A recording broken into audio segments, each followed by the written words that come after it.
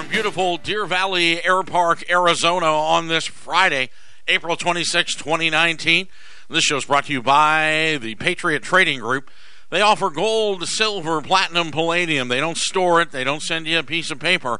They ship it to you, or you can drive right into the office here and pick it up. How about that? You can find them 24/7, 365 at allamericangold.com. It's got news, views, prices. You can hang out there. You can order. You don't have to talk to anybody. You can stay, the hermit that you've become listening to talk radio into the wee hours of the morning on a podcast. Thanks for tuning in. I'm joined with the CEO, the captain of industry, Joe Jaquint. He's sitting in here on this Friday. He's got a lot on his plate. He picked up a radio network, and we're live here in Phoenix as well as the mothership KHNC 1360 AM. And it's a great day to be alive. I think this is, the last weekend in April. How you doing this morning, sir? Hey, hanging in there. We survived another Friday, so that's always a good It's not thing. over yet. You had to say that, didn't you? But it is Jack Daniels Friday. It is. So Jack Daniels Friday, you can avoid that Sunday hangover and have it on Saturday morning. And you can join us with a little Jack Daniels Old Number 7 quality Tennessee Sour Mash whiskey distilled by, Lem Motlow, and what a man he was. I went to the Good Guys, which is a huge car show they have out here, and they bring the trailers out now, and whiskey is big. It's like beer, it's like craft brewery, and the craft whiskey brewers, for lack of better words, I don't know what they call them, but you can go to these places, and they've got almost like beer taps of the different whiskeys on the back of their walls. And they had one in a trailer at the car show, and you could go in the trailer. There's a trailer with, 100 different whiskeys in it, but they had a life-size cutout of Jack Daniels. And you could get right next to him and take a picture. Turns out he was about 4'9". So I've come to you kids at home listening to the show, whiskey stunts your growth. Anyway, how you doing? It's a beautiful day. The news is incredible this morning. The financial news especially. I mean, you've got the GDP hitting, 3.2% this morning. The U.S. economy is growing at a faster pace than expected. First quarter gross domestic product, the Bureau of Economic Analysis said, is initial read of the economy. Now, they haven't cut it back. They go back usually and adjust them. But the upbeat was helped by the net trade exports jumped while imports contracted sharply. So, in other words, we've sent more out than what's coming in. Now, Wall Street is a conundrum because when we first started doing this, when you looked at exports and imports, when you looked at that dynamic, that high numbers of imports coming in was not good for America. Everybody said, this isn't good. We're not building things. We're not sending things out of the country. And so Wall Street never would like this news. But now everything flipped.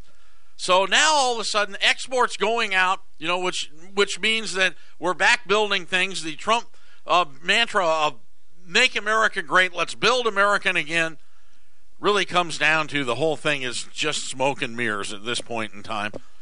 But somehow exports rose 3.7%, and I think Joe touched about that last hour, where you're looking at a lot of it was in the energy markets? Is that where it is? Here's the thing. Nobody believes that somehow we sent more stuff out than we sent in. Right? Crazy.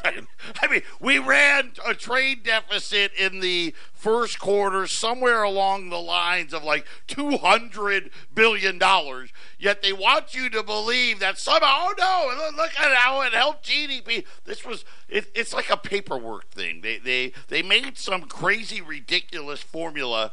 And somehow now the trade deficit number was a little bit better this quarter than last quarter. Somehow meant economic growth. It doesn't. Well, it's insane to think that all of a sudden Walmart's full of American-made goods. I mean, is that what we're trying to tell us here? The other problem is all the warehouses are full. That was the two big gains of GDP was trade and warehouse inventories. And so part of the reason why the trade number looked a little better was all the companies were like, hey, we still haven't sold all the crap that we bought from you last quarter. Well, I don't know. I mean, it's crazy. There's such a dichotomy of things going on in the financial markets. You look yesterday that 3M, which is, it's American household, American company, been around forever. Of course, everything's made in China now. Look, go get a 3M, just a simple Post-it note thing. Right. A Post-it note thing that says 3M, flip it over. Tape. Made in China. Made in China. Still says 3M, but they had their worst stock day since 1987 yesterday. On the other hand, Ford this morning is up 10%. They beat the street. That's their best day in a decade, which for Ford to go up 10% at one point took a huge move. Now it only takes 99 cents. I mean, think about that. That's how this thing was beaten down, how this country's just been abused. Yeah, you heard that right. If you don't, a lot of people don't watch equities, but a 10% move in Ford is $1. Crazy, isn't it? That's how bad it's beat up. So again, but this was the business model put forth that everything will come in from somewhere else. And now somehow when, I don't know what the equities are doing today, I haven't looked, but I will update you. This is hour one, 3 hours. You can follow along wherever you're listening. It doesn't carry the next 2 hours. You can also go to Facebook and go to go to YouTube and go to Patriot Trading Group or Facebook and listen to this. Anyway, you can't hide from us. We'll be back after these messages. Yeah, how you guys doing? It's Friday. It takes me a while to get the cobwebs off. I literally stepped in the minute the music was starting here on this Friday. Thanks for tuning in wherever you're listening. We appreciate you taking time out of your busy lives. Yeah, Lem Motlow was just a little guy. The Jack Daniels cut out at the trailer of Lem Motlow. Amazing. Actually, Lem Motlow was born November 28, 1869. How about that? He began his career working for his uncle. He inherited Jack Daniels in 1907. Now, very rare that family members can get a business and, move it forward. But here it is. How many years later? Still in business. Okay. I got a lot of news to cover. Americans' financial happiness hit a new high in the long-running index shows against a backdrop of plentiful jobs and early surge in the stock market. Americans' financial happiness, well, it's just running amok. Americans Institute of CPA's quarterly personal financial satisfaction index released today is up 11% from its previous reading and 27% higher than a year ago. People are feeling more comfortable with their finances, said Michael Landsberg, CPA and member of the AICPA's executive committee. They're confident in their jobs. They have more money to meet their obligations, and they realize the economy is chugging along. The sad thing about all this, and the thing that bothers me, is whenever you get the news, you're never going to get market corrections. You're never going to get economic recessions when everybody's nervous, because equity markets, bull markets, anything, any market continues to go any period of time. There always was a saying when I was a youngster learning the financial markets that all bull markets have to climb a wall of worry. And that's the time they keep going up, and the news that you've seen on just about every financial broadcast is all anti-Trump and how bad everything is. And, last year everything was going to come apart and the idiots were going to raise interest rates. The Federal Reserve was incompetent. The trade things that Trump put in with China were hammering the market. You haven't heard anything about trade hammering the market at all this year. Not one thing. So when you get these things, this is when you really got to start paying attention. When the news comes in about how wonderful everything is. Of course, the first hour is a gold hour here on the Eric Cedarstrom radio news hours. There's 3 of them every day. So, we're going to do a lot of business news in this hour. But, you look at the best time to buy gold ever since I've been alive was the day that the Arizona Republic here in Phoenix wrote when gold was right after England had dumped their gold at an average price of $240 an ounce. These massive gold sales just kept driving it down. Gold was in the 220s, 230s range, if I remember correctly. And the Arizona Republic wrote that gold is the worst investment that you could ever make in your entire life, with page after page of charts and Congratulations, they picked the exact bottom. So again, on the reverse side, when they're starting to write about that America's happiness, and I'll tell you what makes me nervous for the president is maybe all of this might be coming a little too early. I mean, you want this to be next November, not coming in now. You want this news out next November. So, Trump thinks we're in for a heck of a run. We may be. You may see the economic cycle just run through the roof here. You people that have followed along for years, and I've talked about this off and on, the Big Mac Index. That's kind of started out as a joke, but people started watching it. The Big Mac Index is a basket of currencies. If you go on, you look at the gold sites, you go on allamericangold.com, and you can look what gold's worth in liras or, drachmas, or just pick a currency. Deutschmarks, I don't know what's left that's in the euro, but... you just named like 4 currencies that don't exist, right? The graveyard of currencies. But that was the original intent of the Big Mac Index. So, but now they don't do it. They don't do it, but I think they should, because of what's happening with the local, state and local governments getting involved in minimum wages. That they should do the Big Mac Index from state to state, not country to country, because according to the Big Mac Index, which I've watched it, and it would make sense to me. Look, this way you could try to hypothesize if the dollar was overvalued, undervalued, what Big Macs cost in different currencies around the world. But now you should look at what they cost around the country, because the minimum wage in California is $15 an hour. $15.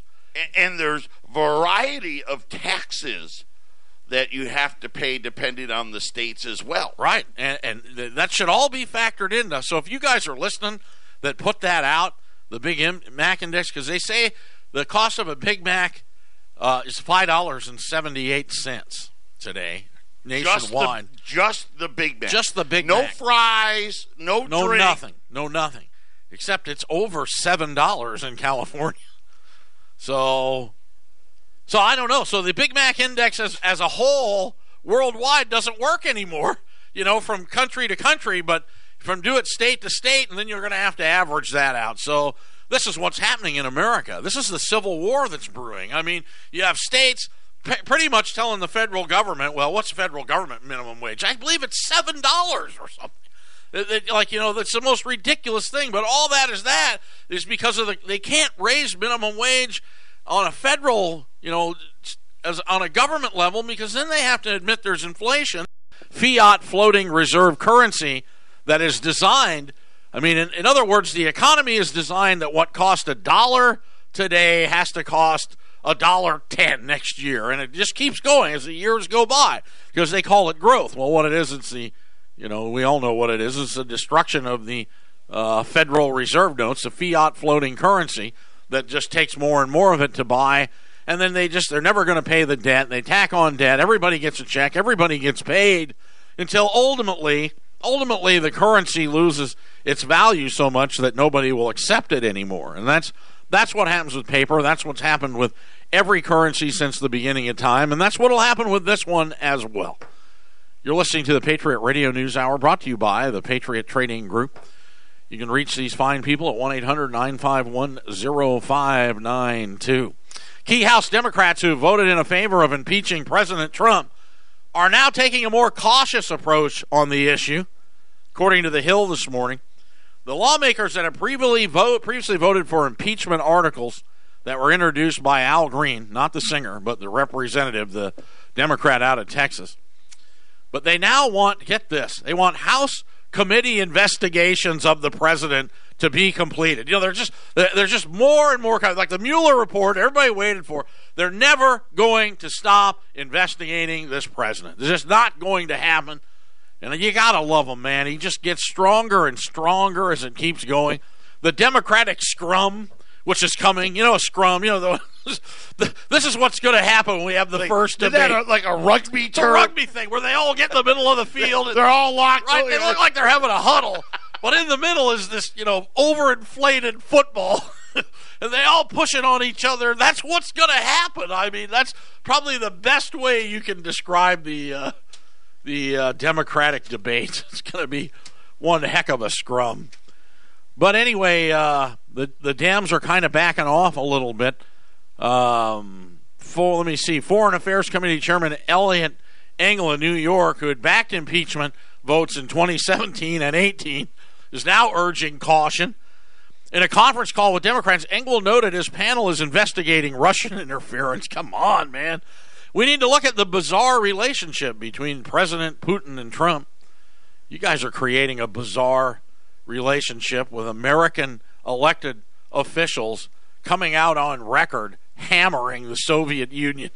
Nah, there's no war implications there.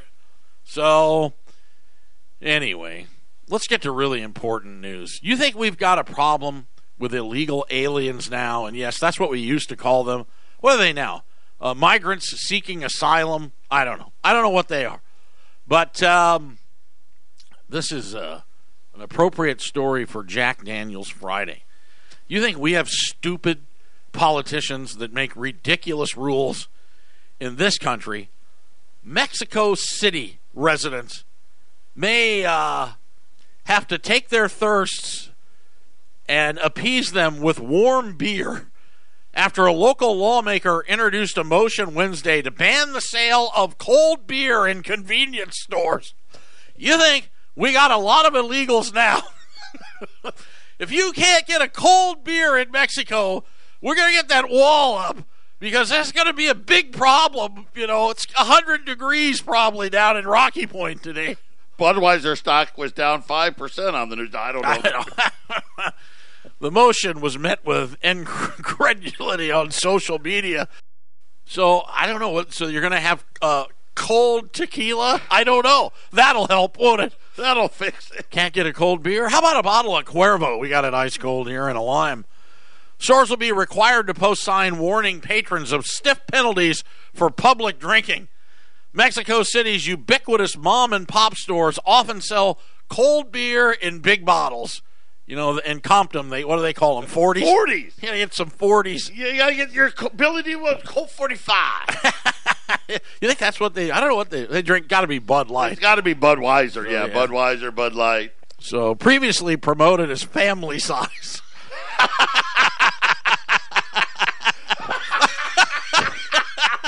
I need a family size cold Bud Light. We call those 30 packs here. Family size.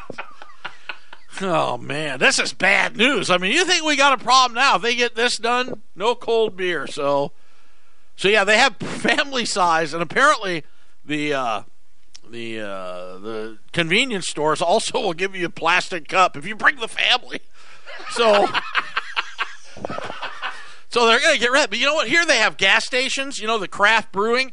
They have gas stations where you can, what do they call those? They have those jugs. What are those called? I don't know. You would think I would know. I do know the name of them. Those big brown jug thingies. Pounder. Not a pounder. What is it? I don't know. A growler. A growler. Hey. That's it. So you can stop in, fill up your car, go inside, get a growler of whatever the craft beer they got on the wall, and head out. What could possibly go wrong? Except, it'd be hard getting people. Come on, where we grew up, it was normal. If you were driving around with a beer, you kept it in a in a paper bag, right? Everybody do that, you know. You got an open container, you put it in a paper bag, driving around drinking. Now those growlers, they don't fit. All right, it's Jack Daniels Friday. Kick back, relax, and leave the drive-in to us. We'll be back. This is the Phyllis Schlafly Report, a daily broadcast from Phyllis Schlafly Eagles, and we're upholding the legacy of Phyllis Schlafly, grassroots activist, author of 27 books, and articulate voice for traditional values for more than 70 years. Now, here's the president of Phyllis Schlafly Eagles, Ed Martin. It's not misogyny to say that boys have clear athletic advantages over girls, both on average and among the best. That isn't hate, it's just a statistical and biological fact. The higher levels of testosterone and muscle mass in boys enable them to run faster and jump higher than girls can. No one can credibly claim that girls have any hope of competing with boys on a level playing field in sports. Yet for whatever reason, liberals seem to think you can just throw the science out the window as soon as a boy claims to feel like a girl. In liberals' eyes, it seems the boy's feelings magically confer on him all qualities of a girl, including biology, that puts him on par with female athletes. To not believe in the child's magic feelings is their definition of hate. Of course, you and I know that feelings cannot bend reality, and now a renowned women's tennis star is being hung out to dry by the left for pointing out this fact. Martina Navratilova won 18 Grand Slam titles in women's tennis, the 5th most ever. She's also been an outspoken supporter of gay rights, but the unfairness of men competing as transgender women has sparked her ire. Navratilova called it cheating, insane, and said it would not be fair to allow transgender women to compete in women's tennis. Yet the rules of the International Olympic Committee allow men who claim to be transgender to compete in women's sports if their testosterone levels remain at a certain level. A backlash from the transgender community exploded when Navratilova stated this obvious ridiculousness. She was immediately labeled transphobic and removed from the advisory board of Athlete Ally, which supports transgendered athletes. This just goes to show that some people believe in magic feelings and other people believe in science. If we want real competition in America, we need to make sure biological males do not have access to girls' sports. I applaud Ms. Navratilova and all athletes who are willing to face harsh criticism for protecting something they care so deeply about. Let's give our girls a fighting chance by keeping transgenders on the team for their biological sex. This has been the Phyllis Schlafly Report from Phyllis Schlafly Eagles. Political correctness is no longer simply about restricting speech. This tool for tyranny has led to employees being fired, pastors silenced, small businesses closed, and truth suppressed. Thankfully, the politically correct can't censor the work at phyllisschlafly.com. Join us, won't you, at phyllisschlafly.com. And thanks for listening to the Phyllis Schlafly Report. Well, if you've got your family-size beer with you this morning, you may want to switch to Jack Daniels, but you may not be able to get a cold one if you decide to sneak into Mexico this summer. So they're quite upset, and rightly so. I mean, imagine them coming out saying that here. All right, here in America, no more cold beers. The motion, which is put forth, this is a motion by Lourdes Paz Reyes, posted the new rules would rid the city of so-called chilerias, which sell liters of beer in seedy settings for low prices. If you've ever been down there, they used to go chiclets. Now they go chilerias. Many Mexicans reacted with ridicule to the prospect of buying warm beer, especially given to the frequently high temperatures. The hashtag, which you may want to follow this on Twitter, Con las cervezas no. Don't mess with our beers, trending on Twitter right now. It's incredible that our lawmakers think of so many stupidities without previously resolving the true and serious problems in Mexico. If they want to disincentive the consumption of alcohol, would it not be preferable to increase the corresponding tax? There you go. Raise the prices. Only the rich, like cocaine used to be in this country, only the rich can afford it. Some proponents of banning cold beer sales complain the country is awash in cheap alcohol and says convenience stores will still sell hard liquor of questionable quality for rock-bottom prices. Mexico's consumer watchdog has warned. They, of course, don't have any weights and measures. So I like Corona beer. I just like it, and I've been known to have one every now and then. That we went to the beach. Now, when you're done, because they have deposits on them, you return them. So, but one day we were sitting there, and there was an American Corona next to a Mexican Corona, and I happened to be looking at it going, wait a minute. So we poured each one out in a cup. Somehow there's an ounce and a half missing from the Mexican Corona. Whoops. Whoops. Hey, that's called quality control. Yeah. They just take a sip out of each one. So anyway, that's my south of the border. Not a lot of illegal news going on today. Well, I take it back.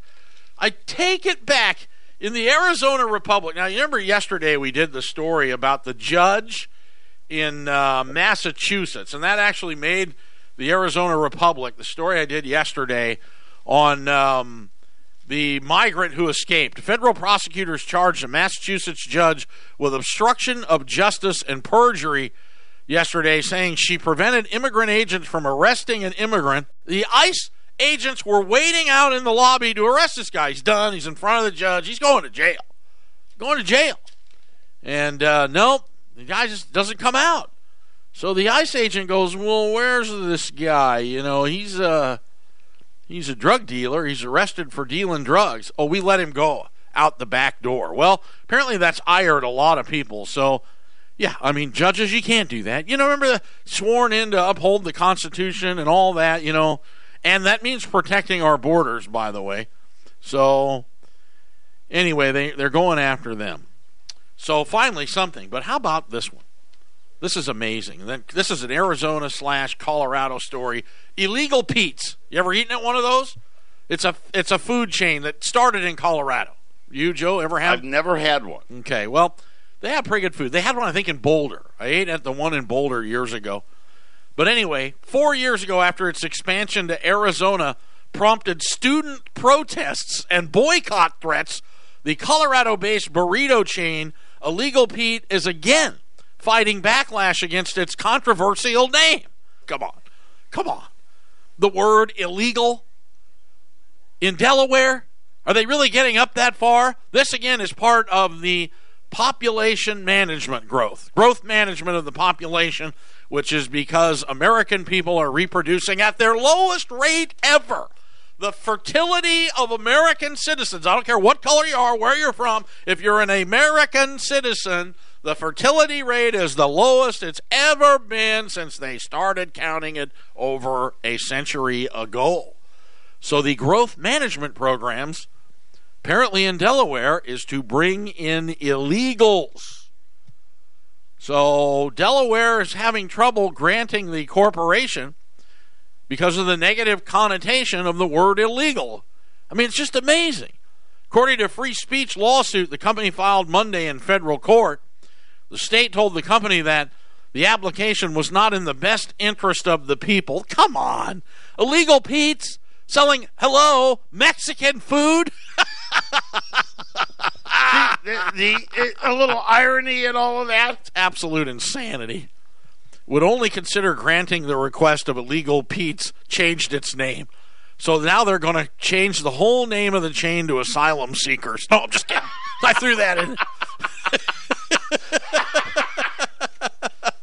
What would you name Illegal Pete's if you can't use it? I mean, it's clever, it's catchy, it's got panache, you know, it's got it all. It's a successful company. 24 years ago, Pete Turner named his restaurant Illegal Pete's as an homage to his dying father, a good old-fashioned hellraiser. The company, which now has restaurants in Tempe and Tucson, wrote in a statement yesterday, the word illegal in our name is a reference to the counterculture, to the rebellious, to the very picture of challenging authority that the restaurants were founded upon. It was in this spirit that we challenged the decision made by Delaware officials. So, I mean, you got to be kidding me. How about this? What year was it? The Gadsden. Remember, you guys, in history, I loved U.S. history. It's one of the few courses I ever got an A in. The Gadsden Purchase in 1856. You know, that's all buying up Southwest and from Mexico. We got Tucson for $10 million. They wrote about it in the Arizona Republic today. I'm going to say this. We got ripped off. I think we're willing to take a loss. Yeah. I used to live in Tucson. We can sell it back to Tucson. So, anyway, if the wall ever does come, they need to go around Tucson. We'll take 53 cents and a warm 18-pack of Corona. Family size. Family size. All right. The blind leads the stupid right here, especially on Fridays. We'll see you when you get back. Man, great day. Beautiful day here in the Valley of the Sun. Going to be hot. Starting to warm up. That's it for winter time. Hopefully it'll cook all this yellow stuff that's blowing around. The hay fever is just amazing what they've done. You know, people used to move to Phoenix if you had allergies or, you know, if you had asthma and you had breathing problems. This is where they told you to go. But what they didn't tell you to do is when you left Chicago to take all your plants and put them in the moving van with you, along with, all the cockroaches that could ride along as well. They brought everything out here, and this is what's left. I know. I'm trying to... Give me a sip of this. Hang on. I knew it was those liberals' faults. Jack says, why we charcoal mellow our whiskey. I could read you a whole diatribe on it, but I'm not gonna. I think more people listen to us than we think, because we said that why don't they just quit busing these guys? And if everybody wants illegals in their country, why don't we just send some up to Canada? And then it'd be easier for them to come across, since all the liberal judges in Seattle want them there anyway. So I thought we'd start Canamex Airlines and just send them straight over. Then they can, go up to Alaska. We can really get the population going. Well, somebody's listening, because front page, just over the Illegal Pete's article today, is Allegiant Air wants to add Mexico flights. See? There you go. There isn't anybody going that way, but apparently a lot of people fly it this way. Low-cost carrier Allegiant Air said it's taken the first step towards offering flights to Mexico by filing an application with the U.S. Department of Transportation to begin service. So, of course, I think they fly out of Mesa. You can fly here from Mexico City to Mesa for about $7.53. A bag, though, if you bring your donkey with you, it's like an extra $140. If you got a duffel bag, that's $300. They just tack on everything. What's so funny is my wife flying up to bring our son home from college. Right, going up there and going to put some stuff in storage, and she's flying to Chicago. Yeah, okay. Right? She's talking about, hey, I gotta go do the math about how much the luggage is going to, because she's got to fly up there, but he's got to bring his luggage home. We're going to store the couch and the what do you call it, the futon and all that other stuff up there, and she goes, because you can't go by what just the price of the ticket, because the luggage now, they're charging $50 and $75. Oh yeah, no, they got it all figured out. Could be a profit thing. So it's a bait and switch. Come on, allegiance, Indian word, means bait and switch. Here's one for you. This is angering. I got a question for people too, because people are listening all over the country. Joe's tracking the numbers. The internet market's getting bigger and bigger, and that's. The internet now is what the shortwave used to be. You had to go to shortwave if you wanted to hear news like this. Now, hear it on the internet, and who knew that American Freedom Network and AM stations and KXXT as well. PepsiCo, the $177 billion company, they are owner of the potato chip brand Lay's potato chips. All right, I'm going to check on advertising. What's their motto? You remember? You can't have just one. There you go, boy. So you tell me advertising doesn't work. That's been around since the 60s, I believe, maybe even the 50s. They've sued Lay's potato chips. Well, PepsiCo, owner of Lay's, has sued a group of farmers in India for growing a variety of potato they say they own the exclusive rights to. The company's seeking reparations of $143,000 each. Really think PepsiCo would go after? There's 4 farmers. So what? They're suing farmers in India. Nobody can plant this potato but us. But that's it. So, wow. Apparently PepsiCo says they have exclusive rights to in India. So yes, what, Idaho's not good enough? You'd always assume a Lay's potato chip would come from Idaho, wouldn't you? Growing up as an ignorant child that I am, when I get a bag of Lay's potato chips, I want to believe that those come out of Idaho. They don't. They come out of India.